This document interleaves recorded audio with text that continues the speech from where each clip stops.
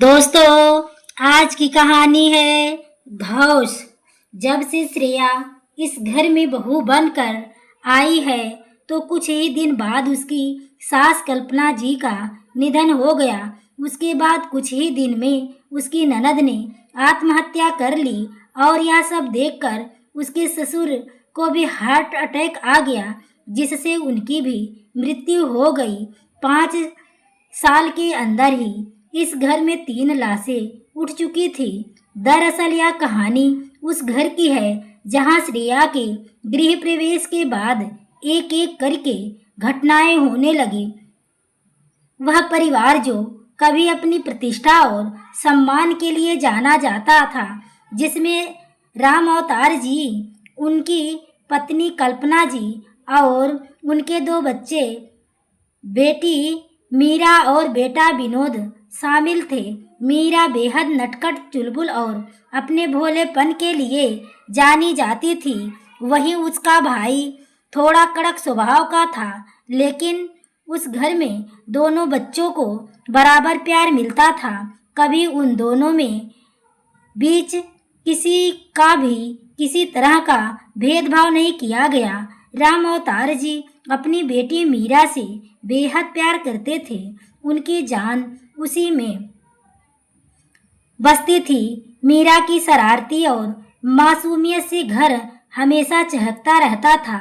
धीरे धीरे दोनों बच्चे बड़े होने लगे। पढ़ाई लिखाई के साथ साथ उनका जीवन सहज गति से चलने आगे बढ़ रहा था। विनोद शुरू से ही थोड़ा कड़क स्वभाव का था। जब वह बड़ा हुआ और पढ़ाई लिखाई पूरी हुई तो एक छोटी सी कंपनी में नौकरी करने लगा। कुछ समय बाद उसके माता पिता ने उससे शादी की बात की। इस पर विनोद ने कहा, मुझे अभी शादी नहीं करनी है, पहले थोड़े पैसे कमा लो, फिर गांव में आकर अपना खुद का बिजनेस करूंगा। जब जिंदगी में कुछ कर लूंगा तब शादी करूंगा। उसके माता पिता ने भी कहा, बेटा जो तुम्हें ठीक लगे करो। उसके पिता राम अवतार जी बोले, ठीक है विनोद, कुछ पैसे तुम कमा लो, कुछ पैसे मैं जोड़ दे लेता हूँ कि तुम अपना बिजनेस शुरू करना। और हाँ, मीरा की शादी भी तो करनी है, आखिर तुम्हारी एक ही तो लाडली बहन है। विनोद ने कहा, ठीक है पापा, जैसा आप चाहेंगे वैसा ही होगा। उसके बाद विनोद करीब 5 साल तक बाहर रहकर एक कंपनी में नौकरी करता रहा। उसने बेहद मेहनत से पैसे इकट्ठे किए और फिर गांव आया। गांव आकर उसने एक बड़ा किराना स्टोर खोल दिया।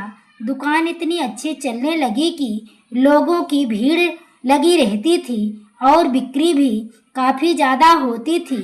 एक दिन उसकी माँ कल्पना जी उसके पास आकर प्यार से बोली, बेटा तुमने जो कहा था वह पूरा कर लिया, अब हमारी बारी है, अब तुम शादी कर लो। विनोद मुस्कुराया और बोला, ठीक है माँ, अब मैं शादी के लिए तैयार हूँ। विनोद की शादी श्रेया नाम की लड़की से हुई। श्रेया देखने में तो शांत स्वभाव की लगती थी, लेकिन अंदर से बहुत ही कड़क और सख्त थी। विनोद पहले से ही काफी कड़क स्वभाव का था, लेकिन श्रेया उससे भी कहीं ज्यादा सख्त निकली। दोनों की जोड़ी बाहर से बहुत अच्छी लगती थी, क्योंकि उनके विचार आपस में मेल खाते थे। लेकिन यही मेल ऐसा था कि घर में तनाव और क्लेश की स्थिति उत्पन्न होने लगी थी। शुरुआत में श्रेया ने कुछ नहीं कहा, लेकिन जब भी राम अवतार जी मीरा को प्यार से पुकारते या उसकी तारीफ करते, श्रेया के दिल में जलन की चिंगारी सुलग उठती। उसे बेहद तकलीफ होती, क्योंकि मीरा जब सिर्फ अपने घर की ही नहीं बल्कि पूरे मोहल्ले की लाडली बन चुकी थी। मीरा जो हर दुख में मुस्कुराना जानती थी, जो सबका काम बिना शिकायत किया करती थी और सबसे घुल मिल कर रहती थी, अब वह श्रेया के लिए एक चुनौती बन गई थी। वह मासूम सी मुस्कान जो मीरा के चेहरे से कभी गायब नहीं होती थी, अब श्रेया की जिंदगी का सबसे बड़ा दुख बन चुकी थी। श्रेया धीरे धीरे अपनी असली रूप दिखाने लगी और विनोद के कान में घर की हर छोटी बड़ी बातें बढ़ा चढ़ा कर बताने लगी। उसने विनोद को अपने घर वालों के खिलाफ हर हद तक भड़का दिया कि घर में लगातार तनाव और क्लेश की स्थिति उत्पन्न हो गई। यह देखकर कल्पना जी बहुत परेशान होने लगी। उनका स्वास्थ्य धीरे धीरे बिगड़ने लगा, क्योंकि उनका एक ही बेटा था और बहू के इस व्यवहार ने उन्हें मानसिक तनाव में डाल दिया था। जब भी कल्पना जी उसे कुछ कहती या कुछ खाने के लिए मांगने के लिए कहती, विनोद उनकी बातों पर जरा भी ध्यान नहीं देता था। वह सिर्फ अपनी पत्नी श्रेया का ही सुनता था और उसकी हर बात बिना किसी आपत्ति के मान लेता था। धीरे धीरे विनोद की माँ को यह महसूस होने लगा कि उनका बेटा अब पूरी तरह श्रेया के बस में आ चुका है और उसे दूर होता जा रहा है। कल्पना जी अपने बुढ़ापे का बहुत डर सताने लगा। उन्हें यह चिंता होने लगी कि बुढ़ापे में वह और उनके पति का क्या होगा। उनकी माँ का बस एक ही सपना था कि उसकी बेटी मीरा की शादी अच्छे घर में हो जाए ताकि वह अपनी जिम्मेदारियां सही से निभा सके। लेकिन किस्मत को कुछ और ही मंजूर था। घर में तनाव और परेशानियां इस कदर बढ़ गई कि कल्पना जी की तबीयत बिगड़ने लगी। उस सुबह जब मीरा कॉलेज के लिए तैयार हो रही थी, कल्पना जी ने श्रेया से कहा, बहू जरा थोड़ा गर्म पानी कर दो, मेरी तबीयत ठीक नहीं लग रही है। श्रेया ने झिझकते हुए जवाब दिया, आपके हाथ पैर नहीं हैं क्या? दिन भर फरमाइशें करती रहती हैं, अपनी बेटी से भी तो कुछ कह सकती हो। यह सुनकर मीरा चुपचाप पानी गर्म करके लाई और माँ को दवा दी और फिर कॉलेज के लिए निकल गई। लेकिन श्रेया की यह बात कल्पना जी के दिल को पूरी तरह चुभ गई। उस दिन के बाद थोड़ी पीड़ा उनके मन में घर कर गई। रात को उनकी तबीयत अचानक बिगड़ गई, लेकिन उन्होंने किसी को नहीं बताया और नज़रअंदाज करते हुए सोने की कोशिश की। सुबह हुई, सब लोग अपने अपने काम पर निकल गए। मीरा जब कॉलेज के लिए तैयार हो रही थी तो उसने सोचा कि माँ तो कभी इतनी देर तक नहीं सोती हैं। उसे यह चिंता हुई कि माँ की तबीयत तो ठीक है, पर मीरा ने तुरंत अपनी माँ के कमरे का दरवाज़ा खटखटाया, लेकिन अंदर से कोई आवाज़ नहीं आई। उसने घबराकर अपने भाई विनोद को बुलाया, कहा, भैया देखो ना, माँ दरवाज़ा खोल नहीं रही हैं। विनोद दौड़ते हुए आया और उसने दरवाज़ा खटखटाया, लेकिन कोई जवाब नहीं आया। विनोद ने फौरन पड़ोसियों को बुलाया और दरवाज़ा तोड़ने के लिए कहा। दरवाज़ा खोला गया तो देखा कि कल्पना जी शांत चेहरे के साथ बिस्तर पर सोई हुई थी, लेकिन उनके शरीर में कोई हलचल नहीं थी। मीरा जोर जोर से रोने लगी और चिल्लाकर अपनी भाभी को बुलाया, लेकिन भाभी ने कहा, अब क्या नाटक है, क्या यह चाहती हैं? विनोद ने फौरन डॉक्टर को बुलाया और डॉक्टर ने चेकअप करने के बाद कहा, सॉरी, यह अब नहीं रही। यह सुनकर सब चौंक गए। मीरा खुद को संभाल नहीं पा रही थी और जोर जोर से अपनी माँ को पकड़कर रोने लगी। विनोद ने तुरंत अपने पिता राम अवतार जी को फ़ोन किया और कहा, पापा आप जल्दी आइए, माँ की तबीयत बहुत ज़्यादा खराब है। राम अवतार जी घर पहुँचे तो देखा कि उनकी पत्नी कल्पना जी इस दुनिया में नहीं रही। राम अवतार जी के ऊपर दुखों का पहाड़ टूट पड़ा। जो व्यक्ति हमेशा मुस्कुराते हुए रहते थे, अब गहरी खामोशी में डूबे रहने लगे।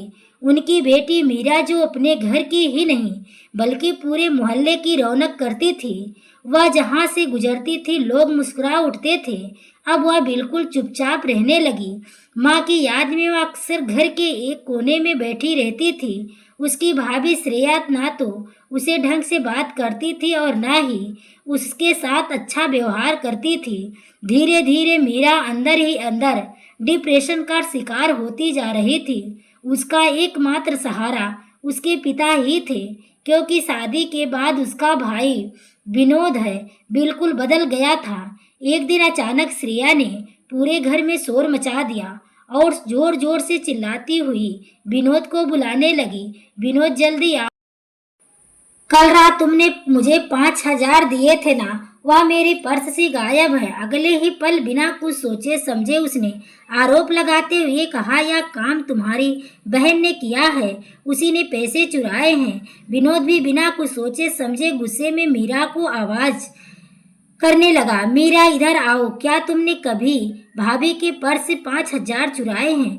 मीरा यह सुनकर स्तब्ध रह गई। उसे समझ नहीं आ रहा था कि वह क्या करे। उसकी आंखें भर आई और धीरे से बोली, भैया, मैं पैसे क्यों चुराऊंगी? मुझे पैसे की क्या जरूरत है, और मैं तो कभी भाभी के कमरे में जाती भी नहीं हूँ। लेकिन श्रेया फिर से वही बात दोहराते हुए बोली, पैसे तुमने ही चुराया, वरना इस घर में कौन चुराएगा?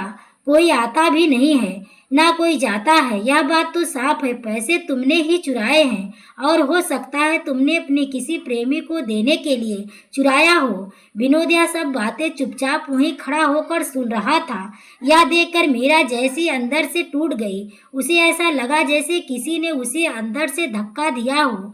उसकी आंखों से आंसू बहने लगे और रोते हुए बोली, भाभी, आपने मुझ पर चोरी का इल्जाम लगाया, यह तो मैं समझ सकती हूँ, लेकिन आपने मेरे चरित्र पर ही शक किया, आपने मेरी इज्जत पर उंगली क्यों उठाया? श्रेया तीखे लफ्ज में बोली, क्योंकि तुम इसी लायक हो। अब सच सच बता दो, तुमने पैसे किसके लिए चुराए हैं, वरना मैं अभी पुलिस को बुला लूंगी। यह सुनकर मीरा की आवाज़ तेज हो गई, तो बुला लीजिए ना पुलिस को, देखती हूँ कहाँ से पैसे मिलते हैं मेरे पास। मीरा की ऊंची आवाज़ सुनकर विनोद का पारा चढ़ गया। वह गुस्से में आया, बिना कुछ सोचे समझे मीरा को थप्पड़ मारते हुए बोला, बेशर्म, अपनी भाभी से जबान लड़ाती हो? तुझे शर्म नहीं आती? चोरी करते हुए और ऊपर से सीना जोरी करती हो। अब फिर मीरा पूरी तरह टूट चुकी थी। उस वक्त मीरा के पिता राम अवतार जी घर पर नहीं थे। मीरा पहले से ही डिप्रेशन का शिकार थी और आज जो कुछ हुआ उसे पूरी तरह तोड़ दिया था। उसने आत्महत्या करने का मन बना लिया, लेकिन बार बार उसके पापा का चेहरा उसकी आंखों के सामने आ जाता। वह सोचती, अगर मैं चली जाऊंगी तो पापा का क्या होगा? वह तो पहले ही माँ के जानने की बात टूट चुकी है। इन भावनाओं से जूझती हुई वह खुद को संभालने की कोशिश कर रही थी। तभी श्रेया ने अपने भाइयों को घर पर बुला लिया और धौंस जमाते हुए गुस्से में उसने कहा, भाइयों, आज इस लड़की से सच उगलवाना है। उसे मार मार कर पूछो पैसे कहाँ छुपा रखे हैं इसने। मीरा ने जब यह बात सुन ली कि श्रेया अपने भाइयों को बुलाकर उसे जबरदस्ती सच उगलवाने वाली है, तो वह डर से काफी उसके मन में अपमान और निराशा एक ऐसा तूफान उमड़ा कि उसका दिल और दिमाग सुन्न हो गया। अब पहले की वह मानसिक रूप से टूट चुकी हुई थी। मीरा को यह एहसास हो गया कि अब उसके साथ कुछ भी बुरा जरूर होने वाला है। उस रात वह बिना कुछ सोचे समझे एक बेहद दर्दनाक और गलत काम उठाते हुए आत्महत्या कर ली। जाने से पहले उसने अपने पापा के नाम एक चिट्ठी लिखी थी। उसमें उसने दिल की बात कहते हुए लिखा, पापा, मैं ऐसा कभी गलत कदम नहीं उठाना चाहती थी, लेकिन भाई और भाभी ने मुझे इस कदर मजबूर कर दिया कि मुझे कोई और रास्ता नहीं नजर आया। मुझे पता है कि यह चिट्ठी पढ़कर आपका दिल टूट जाएगा, लेकिन मैं और नहीं सह सकती। मुझे माफ करिएगा पापा, मैं आपको अकेले छोड़कर जा रही हूँ। आपकी रानी बेटी मीरा। चिट्ठी के अंत में मीरा ने एक कड़वा मगर सच लिखा था, भगवान करे विनोद भैया और श्रेया भाभी को कभी बेटी ना हो, क्योंकि अगर उनकी बेटी हुई तो वह कभी उसका दर्द नहीं समझ पाएंगे। कुछ देर बाद श्रेया के भाइयों ने मीरा के कमरे में जाने का फैसला किया ताकि उसे जबरन सच्चाई उगलवाई जा सके, लेकिन जैसे ही उन्होंने कमरे का दरवाजा खोला उनके होश उड़ गए। मीरा पंखे से लटकी हुई थी, उसके मासूम चेहरा मौत की चुप डूबा हुआ था, जैसे उसकी आत्मा ने सारी पीड़ा सहते हुए चुपचाप विदा ले ली हो। यह दिल दहला लेने वाला दृश्य देखकर उनके पैरों तले जमीन खिसक गई। वह घबराकर तुरंत श्रेया के पास भागे और हाँफते हुए बोले, दीदी जल्दी चलो, तुम्हारी ननद मीरा ने फांसी लगा ली है। यह सुनते ही श्रेया जैसी पत्थर सी मूरत सी बन गई। उसका चेहरा पीला पड़ गया और आंखों में डर की झलक उभर आई। वह घबराती हुई मीरा के कमरे की ओर भागी। जैसे ही श्रेया ने दरवाजा खोला, उसने मीरा को पंखे में लटका देखा। मीरा का मासूम चेहरा कुछ कहने की कोशिश कर रहा था, मानो चीख चीख कर अपनी बेबसी का बयां कर रही हो। यह दृश्य देखकर श्रेया का दिल कांपता, उसका चेहरा सफेद पड़ गया और वह कुछ पल के लिए बिल्कुल सन्न हो गई। उसके मन में सबसे पहले यही डर आया कि अब सारा दोष उस पर आएगा, जो जी उसने मीरा के ऊपर इल्जाम लगाकर उसे जलील किया था। लेकिन अगले ही पल उसने खुद को संभाला और चालाकी से स्थिति को पलटने की सोची। वह तेजी से विनोद को बुलाने लगी। विनोद जल्दी आओ, तुम्हारी बहन ने आत्महत्या कर लिया। उसने जरूर कुछ ना कुछ गलत किया था, तभी उसने ऐसा कदम उठाया। उसका किसी के साथ चक्कर चल रहा होगा, वरना बिना वजह का कोई फांसी नहीं लगा सकता। विनोद ने बिना कुछ सोचे समझे श्रेया की बात पर भरोसा कर लिया और बोला, ठीक है, मैं पापा को फोन करता हूँ। उसने राम अवतार जी को फोन लगाया और घबराई आवाज में कहा, पापा, मीरा ने आत्महत्या कर ली है। मुझे लगता है कि उसने कोई गलत काम किया था, तभी उसने ऐसा किया। यह सुनकर राम अवतार जी जैसे पत्थर बन गए हो। कुछ पल के लिए वह कुछ बोल ही नहीं पाए, लेकिन विनोद की बातें सुनकर उन्हें अपनी बेटी के लिए और भी गहरा आहत पहुंचा। वह गुस्से से बोले, विनोद, तुझे शर्म आनी चाहिए। तुझ जैसा भाई इस धरती पर बोझ है, अपनी ही बहन पर ऐसे घटिया इल्जाम लगा रहे हो। मुझे अपनी मीरा पर पूरा भरोसा है, वह कभी ऐसा घिनौना काम नहीं कर सकती। कहते हुए उनका गला रूधा और वह जोर जोर से बिलखने लगे। अचानक उन्हें चक्कर आ गया, वह जमीन पर गिर पड़े। कुछ लोग उन्हें सहारा देकर जैसे ही घर लेकर पहुंचते हैं, उन्होंने मीरा को पंखे से लटका देखा। या मंजर देखकर उनके पैरों तले जमीन खिसक गई। वह फूट फूट कर रोते हुए बोले, मीरा मेरी बच्ची, तुमने यह क्या किया? ऐसा कैसे कर सकती हो? तभी उनकी नज़र पास के टेबल पर रखी एक कागज पर पड़ी। कांपते हाथों से उन्होंने उस चिट्ठी को उठाई और पढ़नी शुरू की। जैसे ही उन्होंने पढ़ा कि मेरी आत्महत्या की वजह भैया भाभी हैं, उनके सीने में तेज दर्द उठा। उनका पूरा शरीर कांपने लगा और लड़खड़ाकर जमीन पर गिर पड़ी। सभी लोग घबरा गए। विनोद ने उन्हें उठाने की कोशिश की, लेकिन तब तक वे पूरी तरह से बेहोश हो चुके थे। तुरंत उन्हें अस्पताल ले जाया गया। इधर श्रेया की नज़र उस चिट्ठी पर पड़ी जो अब भी राम अवतार जी के हाथ में थी, और घबराई हुई तेजी से आगे बढ़े और झट से वह चिट्ठी उनके हाथ से छीन ली। जैसे ही उसने वह चिट्ठी पढ़ी, उसका चेहरा डर से सिहर उठा। उसमें कुछ ऐसा लिखा था जिसे वह किसी की कीमत पर दुनिया के सामने नहीं आना देना चाहती थी। वह बुरी तरह से घबरा गई और उसने चिट्ठी फाड़ दी और उसके टुकड़े हवा में उड़ा दिए। उस चिट्ठी के साथ एक गहरा राज भी हमेशा के लिए दफन हो गया। इधर अस्पताल में डॉक्टर ने जांच करने के बाद बताया कि राम अवतार जी इस दुनिया में नहीं रहे। एक दिन एक ही घर में दो अर्थियां उठी, एक बेटी की और दूसरी उसके पिता की। यह मंजर देखकर पूरे गांव में शोक और दहशत का माहौल फैल गया। पूरे गांव में तरह तरह की बातें होने लगी। लोग कहने लगे, देखा आपने कल की ब्याह कर आई हुई बहू ने 3-3 लाशों को निगल लिया। लेकिन श्रेया और विनोद को इन बातों से कोई फर्क नहीं पड़ता। वह किसी से कोई सफाई देने के मूड में नहीं थे। श्रेया कुछ समय के लिए शांत हो गई। बीते 5 वर्षों में उसने 3 अपनों को अपने ही स्वभाव और धौंस जमाया और अपनों को ही खो दिया। यह बात जानती, लेकिन अब सब पीछे छूट चुका था। दोनों के लिए अतीत को बुलाकर अपने जीवन में आगे बढ़ने का फैसला तो ले लिया। दोस्तों, आपको यह कहानी कैसी लगी?